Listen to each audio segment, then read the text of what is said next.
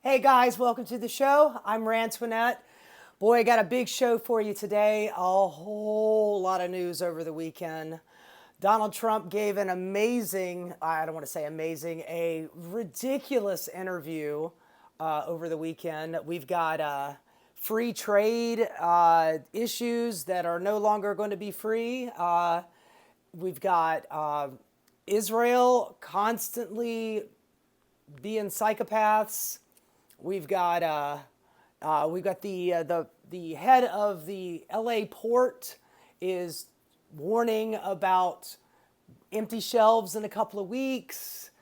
It's just too much to even fathom that only a couple of days and all of this news happens. But let's get into it. Like I said, over the weekend, Donald Trump gave an interview on Meet the Press with Kristen Welker, who, by the way, I am just fed up to here with, first of all, interviewing Trump. What's the point? He lies in every breath that he gives. So what is actually the point of interviewing the guy if he never tells the truth anyway? And Kristen Welker, are we coddling him like he's a child? Because nobody ever has a fucking follow-up question. Some of the things that the guy said are just so absurd. I believe that Trump is probably, numerically sealed in a bubble, and he only talks to probably a half a dozen people a day. And if the person that you're talking to is Stephen Miller, and that's the last person in your ear, you not only don't know anything, all you know is just lies. So in this interview, she asked him a number of things. The first one that she asked about was, the Supreme Court ruling to bring Abrego Garcia home. And Donald Trump, always the same fucking answer every time. I don't know anything about that. You are the president. Last week, he gave an interview with Terry Moran from ABC, and he says pretty much the same thing. And Terry actually gave a pretty much of a softball interview too, but he did at least say the thing that I always say. But Mr. President, the buck stops with you. You have all the responsibility in this. It doesn't matter what you don't know or what he said in this particular case with Kristen Welker. He's like, I don't know anything about it. My lawyers know everything about it.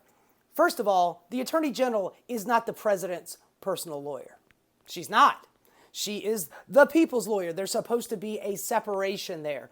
Even though the executive branch runs the Justice Department, there is still supposed to be some guardrails. Not now. Not anymore. This is my personal lawyer. My personal lawyer tells me that everything is fine and that, in fact, the Supreme Court, said that they ruled in my favor. Not the 9-0 decision, not the 7-2 decision either.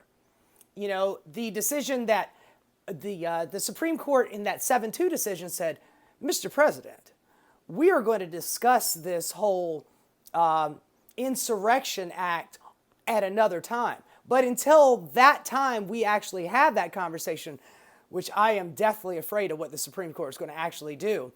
But in that particular, up until we have that conversation, you are not allowed to be sending people to a fucking gulag in a foreign country like goddamn Adolf Hitler did with Poland. She also asked him, she was asking him about his drop in the polls, and he's like, I don't know what you're talking about. I won historically so many votes. It was unbelievable. It was a landslide. It wasn't even close to a landslide. There's only one landslide in recent memory, or in recent history, and that was 1984 with Ronald Reagan. And he won like 400 electoral college votes. Donald Trump did not win as many electoral college votes in 2024 that Biden did in 2020, in the 2020 election. Of course, he's yet again in this interview with Kristen Welker. He is still going on about the goddamn 2020 election. He's still arguing that. she even brought to, to his attention. But Mr. President, you took it to court, to 60 different cases in court, and they all turned you down. Rudy Giuliani literally went into court. Before he went into court, he's like, oh, there's not waste, fraud, and abuse. There's election fraud, election fraud, election fraud. He goes into the courtroom in front of the judge, and the judge is like, are you saying there's election fraud? He goes, no, we're not claiming that. Because he knows if he's standing in front of a court as an attorney, he is not allowed to lie in front of a court. But Donald Trump can lie about anything he wants at any time on television because he knows that there are absolutely no rules for him. And since last year's Supreme Court decision that, if the president thinks it's a presidential thing that he's doing, it's not illegal. She also mentioned, she asked about Greenland. And, she's like, are you going to be using military force on Greenland? And he's like, I don't know, maybe not. I hope it doesn't get that far. So, what started off as a joke, so many months ago about Greenland, now it's just part of the lexicon. It's just what it is. And she also brought up Canada in that same stream of consciousness. And he seemed like he was probably not Canada. Well, I'll tell you why not Canada. Because Carney, the prime minister, the guy who just won in Canada, he had a phone call with Donald Trump and told him, hey, man, you keep this 51st state of Canada shit going on. By the way, the 51st state, wouldn't be Canada. It would be Israel. Israel is our 51st state. But Canada, Carney said, as if you keep talking about this 51st state stuff, we're just going to dump all of our treasury bonds, our American treasury bonds. We're just going to dump them on the market, which would destroy our economy. And that is one thing that Donald Trump actually, pardon the pun, if you have a Trump card over him, he will back down. And he knows that right there is a huge fucking Trump card. So he's not going to press them anymore. But, I don't know. Maybe Greenland. Who knows? She did, in one point, she asked him about following the Constitution. And he says yet again, I don't know anything about that. Maybe not. My lawyers tell me, it's kind of all on them. I'm not really involved in that kind of thing. It's kind of all on them. Remember after he lost in 2020, he put out a tweet at that point saying that we need to suspend the Constitution until we can figure out what the hell is going on. This guy, and honestly, Republicans in general, who cry, ouch, my Constitution, all the fucking time, do not give one good goddamn about it. If it suits their needs, if it suits their narrative, they will scream Constitution. But anytime it goes against anything that they say, it is not just Trump, it's Republicans. They will turn their back on that goddamn document. Meanwhile, he says, I don't think I have to follow the Constitution. Right after he was inaugurated, saying he will defend and protect the Constitution. Look, I know this is a hypocrisy burn and it never fucking works. I get that. But Jesus Christ, man, when are the 25 to 30% of his cult following going to go, oh, Jesus, he says we don't need to follow the Constitution. Maybe oh my God, the shelves are bare. Oh my God, he's shipping out my friend, to Guantanamo Bay or to the Bukele hell in El Salvador. He was my friend. He lived next door. When are these people going to get this shit? Honestly, I don't think that that's ever going to happen. It's shocking to me, but for God's sakes. The thing that everybody was talking about over the weekend was Donald Trump said that he said, beautiful little girls, by the way, stop saying that. When he says beautiful little girls, it just, It just sounds not good. But beautiful little girls should not have 30 dolls. They should only have 2. I mean, why do you need 250 pencils? What the fuck is he talking about? This guy never goes outside. You don't need 250 pencils. All you need is 5. 5 pencils. That's all you need. When are we going to be talking about the 25th Amendment? For fuck's sakes. Jesus Christ. What are we doing? But I want you to picture Bernie Sanders saying to the American people, you know, we're going to have to make some sacrifices. I don't know. I mean, everybody wants the 30 dolls, but really all you need is 2. Oh my God. Fox News would be apoplectic. He would be Stalin. It would be communism all day, every day. Jeanine Pirro's head would explode. And of course, it would be nothing but rosé that poured out. But everybody at Fox would lose their fucking marbles if Bernie Sanders or Joe Biden or Barack Obama had said anything remotely like that. We live in a country where the rent is way too high. Mortgage rates are out of control. Healthcare is ridiculously expensive. Healthcare, education, it's all out of reach. The only thing that we had, our only solace for this shit-ass neoliberal economic system that we have is that we could get some cheap goods. That was all that was left. And when that goes, when the shelves are bare and we're talking about bread lines, you don't think that's coming? Oh my God, man, I am looking at all of these fools, Howard Lutnick and Basant and all these Fox News talking heads talking about how everything is fine. Ask me in a month. Ask me when we're cracking into summer and they're talking about, I don't know if I'm going to be able to get school supplies for my kids. I don't know. What is Christmas going to look like? Half the fucking toys are made in China. What's that going to look like?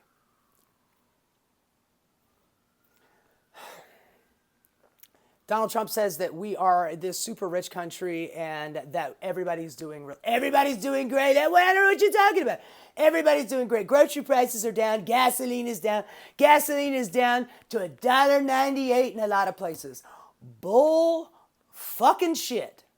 The lowest place it is in the country is in fucking Mississippi, and it's like $2.70. The national average is about $3.15. I don't know what he is talking about. And if the gasoline prices have gone down a little bit, it's only because we're getting ready to go through some serious stagflation. People are not driving as much as they used to. It's kind of like COVID. When the supply chain goes, we're going to be burning less fuel. And oil companies know that, so they're immediately starting to drop prices. That's not got anything to do with some positive outlook. Also, we don't have a war currently in the Middle East unless you consider Israel and Palestine, but that's not a war over oil. That's a war over a completely different animal. But without a war and with the economy that we're approaching in a rapid fire, the way we're heading that way, maybe the gas prices went down a couple of cents. It ain't that goddamn much. It's still $5 in New York and California. So I don't know what he's talking about. Every number he says he pulls directly out of his ass. He said he won the youth vote by 36%. Where is he getting that number? Kamala Harris won the youth vote that is 18 to 29 by anywhere from 4 to 11%. He won by 36%? Get the fuck out of here, man. I don't know where he's getting his numbers. What? He got 36% of the Alabama white vote below 29? Maybe, but not across the country. Just imagine if any of our Democratic former presidents or Bernie Sanders or anybody like that actually said the stuff that he's saying. They'd be screaming the 25th Amendment.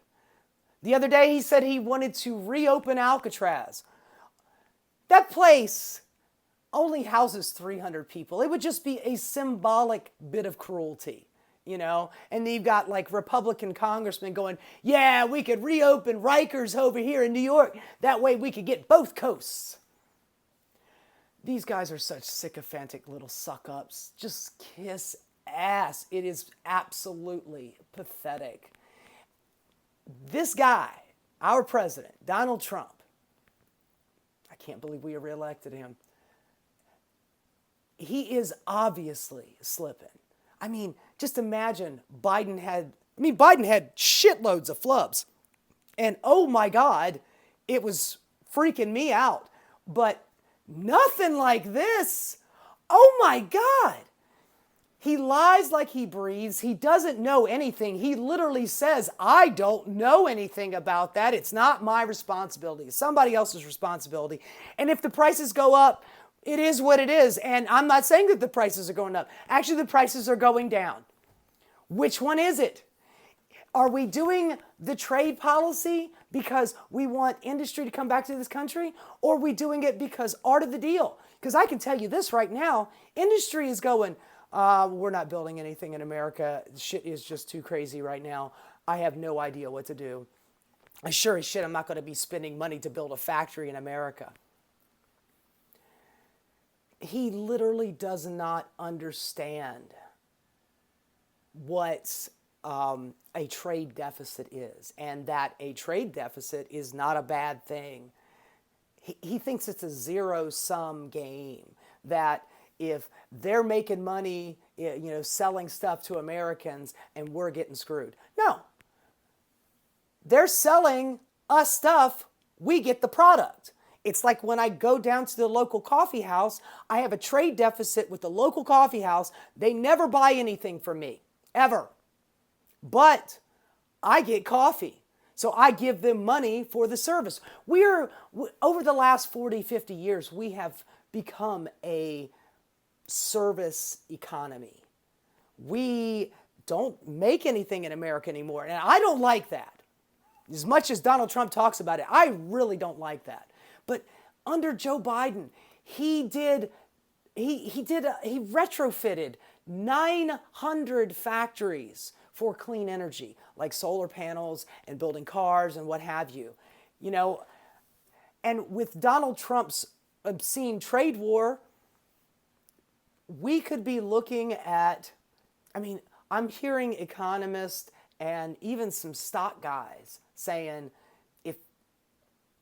we will be lucky if it's just a recession. I wish to God, honestly, we shouldn't be interviewing him anymore. He never tells the truth. He just nothing but lies, and he doesn't seem to know anything. He never answers the question. He always veers off to something else. What other country would put up with this shit? We didn't used to put up with this shit. But here we are.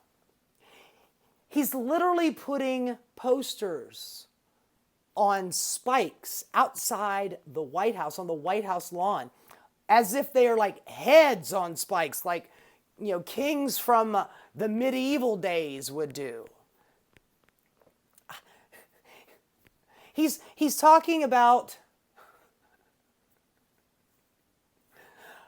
honestly, I'm waiting for him to go, you kids in your Christmas, I'm tariffing Santa. He's making too much money in America. He's not paying his fair share. Bernie Sanders going, did I hear fair share? I thought that the Democrats were all about rationing.